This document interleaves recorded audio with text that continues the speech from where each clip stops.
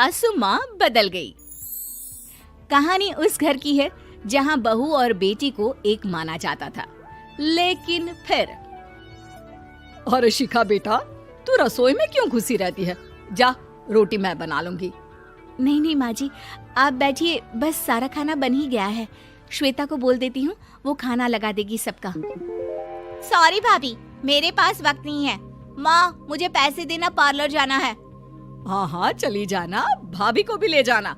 वो भी जाने को बोल रही थी पार्लर, पर पहले ना मदद कर दे उसके खाना लगाने में। देख माँ, वो बहू है, उसे बहू रहने देना, इतना सर पर मत चढ़ा भाभी को। श्वेता, ज्यादा मत बोला कर। बहू और बेटी में कोई फर्क नहीं होता है। जा जाकर काम कर। ननद को माँ का भाभी से इस तरह प्यार करना बिल्कुल अच्छा नहीं लगता। वो बार बार किसी न किसी तरह माँ को भाभी के खिलाफ भड़काती रहती, लेकिन कोई फायदा ना होता। एक रोज, अरे बेटे किशन, जा बहू को कहीं घुमा कर ला, सारा दिन घर में काम करती रहती है। हाँ हाँ माँ, हम लोग जा रहे हैं ना गोवा। अच्छा जी, भाभी ने तो हमें बताया भी नहीं। वैसे तो सारी पंचायत करती है, ये गोवा वाली बात क्यों छुपा गई हमसे? अरे क्योंकि उसे खुद नहीं पता था बहन। मुझे टिकट सस्ती मिल रही थी तो मैंने बुक कर दिया। हाँ शिखा, पैकिंग कर ले, संडे हम जा रहे हैं गोवा। दोपहर में शिखा पैकिंग कर रही थी कि सास आ जाती है। ये क्या बहू, साड़ियाँ? अरे गोवा जा रही है घूमने या फिर शादी में मायके हैं?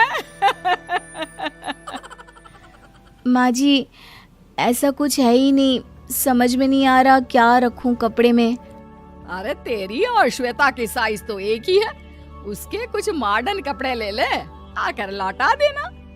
हाँ माँ जी, ये ठीक रहेगा। शिखा श्वेता के पास जाती है और उससे कपड़े मांगती है। ना जी ना, मैं अपने कपड़े ना दूं, वैसे भी फैल जाएंगे मेरे कपड़े, बहुत महंगे वाले हैं। शिखा मुंह लटकाकर कमरे में आ जाती है तो सास कहती है, चल तैयार हो जा, तुझे मैं शॉपिंग करा कर लाती हूँ गोवा की। बस फिर क्या था, सास बहू निकल जाते हैं मार्केट और एक से बढ़कर एक ड्रेस खरीद कर घर आते हैं। पहले बता देती कि नए कपड़े दिलाने वाली है भाभी को, तो मैं अपने ही दे देती ना भाभी को, मुझे दिला देती नए कपड़े। देख श्वेता, परिवार का मतलब सबके साथ रहना होता है, ना कि सिर्फ अपना सोचना। वैसे भी तुझे अच्छे संस्कार सीखने चाहिए। और रही बात कपड़ों की, तो शिखा, आज से घर पर भी तू मॉडर्न कपड़े ही पहनेगी। कोई जरूरत नहीं है ये साड़ी वाड़ी लपेटने की। अब क्या था, घर पर श्वेता और शिखा एक जैसे रहते। एक बार पड़ोसन आती है। अरे बेटा, अपनी माँ को तो बुलाना जरा, बात करनी है। शिखा सास को बताती है और रसोई में चली जाती है। ये आपकी बेटी बहुत बड़ी हो गई है, इसके लिए एक रिश्ता है, कहो तो बता दूं। ये बेटी नहीं बहू है, घर में सब एक जैसा ही रहता है। वैसे मेरी बेटी भी बड़ी हो गई है, कोई रिश्ता हो तो जरूर बताना। पड़ोसन रिश्ता लेकर उन लोगों के घर आती है। तब श्वेता की होने वाली सास कहती है, तो ये घर है, कितने मंजिल का है? और ये बहू ने आपकी क्या पहन रखा है, जीन्स टॉप? अरे भाई, साड़ी वाड़ी नहीं है क्या इसके पास? देखिए, सर्दी है तो साड़ी में बहू कैसे मैनेज करती, वैसे पहनती है साड़ी भी। देखिए, हम लोग ठहरे पैसे वाले लोग, कोई कमी नहीं है हम लोगों के पास पैसों की, बहुत पैसे हैं, जमीन, नौकर चाकर, कार, सब कुछ है, लेकिन घर में संस्कारी बहू चाहिए, समझ रही हैं ना आप? सास कुछ कहती कि श्वेता बोल पड़ती है, हाय रे, नौकर चाकर से लेकर जमीन, कार, पैसा, हाँ, मुझे रिश्ता मंजूर है मुझे। अरे रुक जा श्वेता, मैं बात कर रही हूँ ना। देखिए, हम लोगों के घर इतनी आजादी नहीं मिलेगी। अरे हाँ कर देना माँ, हाँ कर दे जल्दी से। सास क्या करती, बेटी की शादी ऐसे घर में कर देती है जहाँ ना उनके विचार मिलते हैं और ना ही आचार। शादी के बाद एक रोज फोन पर, श्वेता बेटा, एक बार घर आ जा, बहुत दिल करता है तुझे देखने का। माँ, वो घर पर बहुत काम होता है, कैसे आऊँ? बड़ा घर है, लेकिन आने जाने वालों की लाइन ही लगी रहती है। बेटा मैं तो जानती थी उस घर का हाल, लेकिन तू ही नहीं मान रही थी। माँ देख, हर घर का यही हाल है। तेरी बेटी को यहाँ घूंघट हटाने की परमिशन नहीं है और एक तरफ भाभी स्कर्ट पहनकर घूम रही है। बेटा मुझे क्या पता था कि मेरी बेटी को ससुराल के नाम पर पिंजरा मिल जाएगा।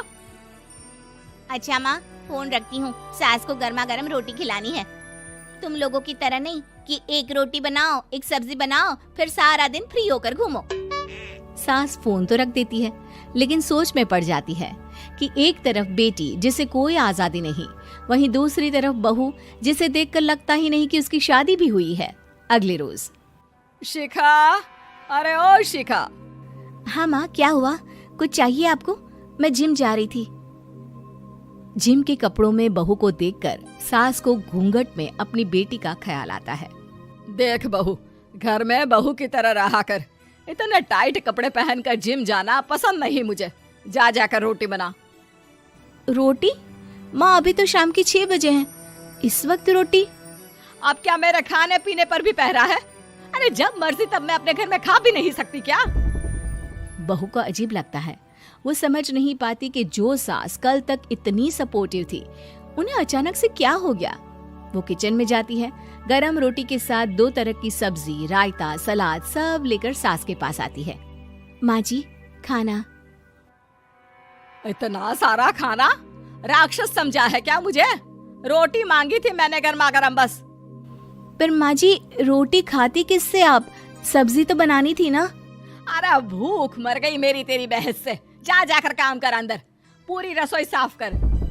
बहू अंदर चली जाती है। थोड़ी देर में श्वेता घर आती है। अरे शिखा, जल्दी से चाय ला, पकवान बना, मेरी बेटी आई है। अरे नहीं नहीं माँ, ड्राइवर बाहर खड़ा है। मैं तो घर का कोई सामान खरीदने के बहाने यहाँ आ गई हूँ, मुझे जाना होगा।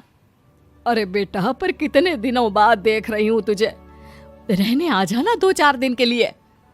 आ जाऊंगी माँ, जब मेरी सास मरेगी तब।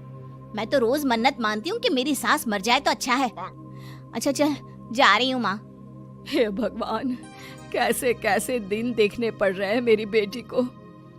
सास अंदर जाती है, जहाँ श्वेता की जिम वाली सहेली का फोन आया होता है। क्या बात है, आज जिम नहीं आई? अरे पता नहीं यार, आज माँ को क्या हो गया अचानक। पर खैर कोई नहीं, लगता नहीं कि मैं अब जिम आ पाऊंगी। शिखा स्पीकर पर बात कर रही थी, जिसे सास सुन रही थी। यार ये सास ना होती ही ऐसी है। मैं तो कहती हूँ बुढ़िया जल्दी मरे और तू आराम से जिए। शिखा को सहेली की बात पर गुस्सा आ जाता है। माँ के मरने की कौन सा बच्चा दुआ मांगता है मोहिनी? आगे से ऐसी बात मेरे सामने मत करना। हमारे घर की शोभा ही माँ है। क्या हुआ जो थोड़ी सख्ती दिखा रही है? उसमें भी कोई ना कोई उनकी भलाई ही होगी। मैं तो कहती हूँ भगवान मेरे जैसी सास सबको दे, जो सिर्फ माँ की तरह है। सास वाली तो कोई बात ही नहीं है उनमें। सास ये बात सुन रही थी।